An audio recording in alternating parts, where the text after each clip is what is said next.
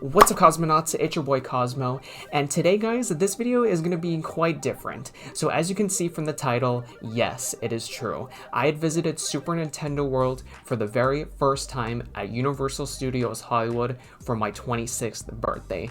So what I'm going to do, I'm going to give you guys a voiceover. I'm going to give you guys a voiceover regarding my experience, my thoughts and opinions, and my entire trip of Super Nintendo World at Universal Studios Hollywood. So without further ado, guys, let's do this. I'm going to give you guys a backstory before I get into the meat and potatoes of my experience. So originally, I was meant to go to Super Nintendo World earlier this year, which was April or May of 2023. But due to how the economy is and for financial purposes, my family had to save up as much money as they possibly could and to budget really hard, and then we had to push that trip back to September, which would be my birthday month. And it was going to be me, my parents, my brother, and my brother's girlfriend. But unfortunately, my brother's girlfriend had surgery around late August, early September. So she and my brother couldn't make it. They had to stay home. And instead, it was just me and my parents. But that's neither here nor there. So now, let's get started. Okay, so first off, my parents had bought the early access pass. So instead of going around at around 8 or 9, I don't remember which one, I don't remember if it was 8 or 9, we actually went to Super Nintendo World at 7 a.m. because we weren't exactly sure if the park itself was still going to be open, if we had purchased the early access pass. So we went in at around 7 in the morning. Mind you, we woke up very early for this trip. We actually woke up at 4 in the morning, so we had more than enough time to get ready. And yeah, I really loved Super Nintendo World. It's just like how I imagined. I've seen photos and videos all over Instagram, Snapchat, and YouTube, and it is exactly just how I would imagine, just like it is in actual photos and videos, and it's more beautiful, it's more adorable in person, just like how I imagined.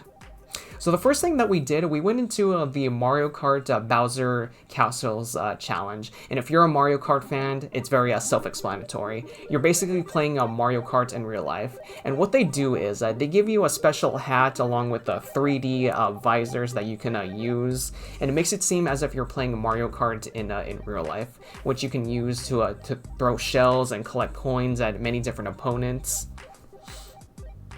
And as you saw earlier in the video, I was wearing a Toad wristband. You actually need that wristband to collect coins and or keys to go into Bowser Jr.'s castle, but I'll get into that later on. Without that wristband right there, the only thing you can do at Super Nintendo World is just explore and observe the Mushroom Kingdom itself. So Universal Studios has a mobile app, and if you go into the Super Nintendo World feature, you'll be able to track your progress on how many coins you've collected, how many games or challenges that you've completed, the entire map of the Super Nintendo World attraction, and how many keys that you have collected.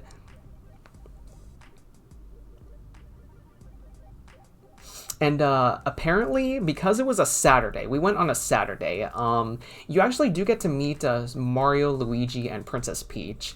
And apparently, Princess Peach was supposed to come out that day, but not until 1 p.m. Unfortunately, I didn't get to meet either one of them.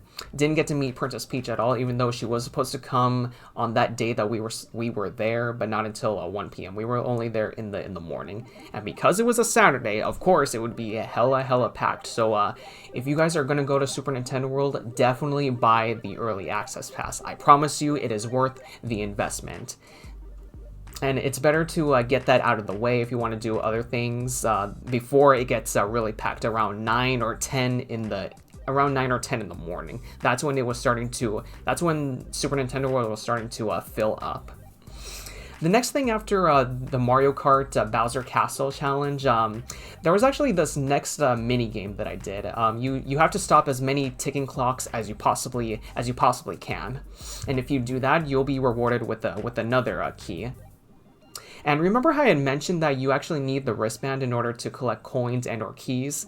Well, for starters, before you actually collect keys or coins and play any of the games, you're supposed to scan your wristband in order to collect coins and or keys.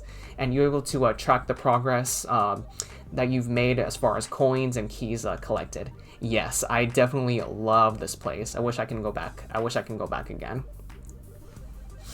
And then the next challenge that I did was it involves a Goomba, and there's this little wheel that you're supposed to spin. You're supposed to spin it for as long as you possibly can and make sure that the Goomba stays in place outside. And if you do that for as long as you possibly could, you'll be rewarded with yet another key, which is what you guys are seeing right here. As you can see, that person at the very bottom, they're spinning that wheel, and then that Goomba was walking it was just walking like so. And that key right there, that's the key. That's one of the keys that you will need to get into Bowser Jr.'s castle. The one after that, we went into this other attraction involving a thwomp. It was basically a mini puzzle game. So it starts off with many different yellow squares, and you're supposed to tap on the blue squares until all of them have been colored in yellow, and then you'll be rewarded with another key. And then this game after this one, it involves a green shell, and if you time the green shell just right as to whereas it will go into the middle and make sure that it hits the blue POW block, you'll be rewarded with another key. It may look easy, but it's harder than it looks. That was the only challenge that I didn't get the key. That was the only one that I lost, but again, it's harder than it looks. But regardless, I was able to collect all the rest of the keys except for the one that involved the green Koopa shell. So, which means I was eligible to go into Bowser Jr.'s castle, and basically it was just a room filled with a bunch of blocks and many different opportunities to collect more coins and uncover some Easter eggs, just like 8-bit versions of Mario, Luigi, and Princess Toadstool. Yes, Princess Toadstool, not Princess Peach. Princess Toadstool. And then after that, we were getting hungry. I haven't eaten all day, neither did my parents, so we did stop at a Toadstool Cafe. Now, mind you guys, Toadstool Cafe, you need a reservation to eat at this establishment. It's not one of those restaurants that you can wait to be seated. No, it's nothing like that. You do need a reservation to eat at this place. Otherwise, you'll have no access to physically eat at Toadstool Cafe. So I ordered the fire flour spaghetti and meatballs. My mom got the Luigi burger. It's a grilled chicken burger with grilled chicken, green pepper, melted cheese, and mushrooms. Of course, this is the Toadstool Cafe, so almost every single dish except for the desserts had mushrooms in them. My dad got the Mario burger, just a regular all beef burger, melted cheese, mushrooms, and a bunch of other vegetables. And as you're waiting for your food, you do get to see little animations of Chef Toad himself and the other toads making your food, and every once in a while outside, Bowser's ship will pop out, it will start raining, and then all the toads will start running for dear life. Kind of like see something you would in a video game, and the Toadstool Cafe itself was very beautiful. It was very cute. I loved the experience. The food was delicious. The service was very excellent. The people there were really, really nice.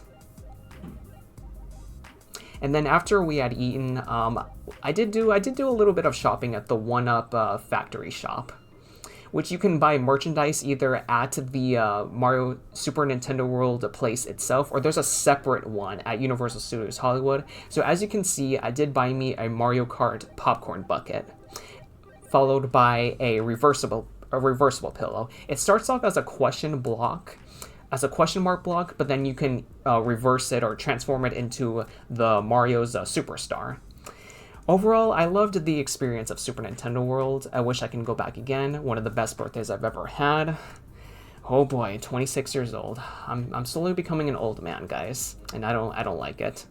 But yeah, I hope you guys enjoyed my voiceover commentary regarding my experience with Super Nintendo World. You guys let me know if you like these type of videos. I definitely like doing these types of voiceover videos. And as you can see right here, these are some photos and videos that I've taken on my 26th birthday before leaving for Super Nintendo World.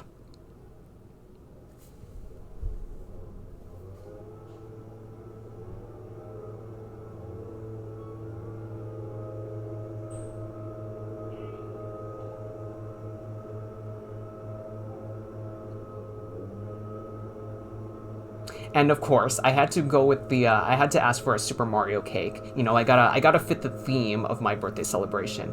Hope you guys enjoyed this video. Take care, guys. Please like, subscribe, and peace.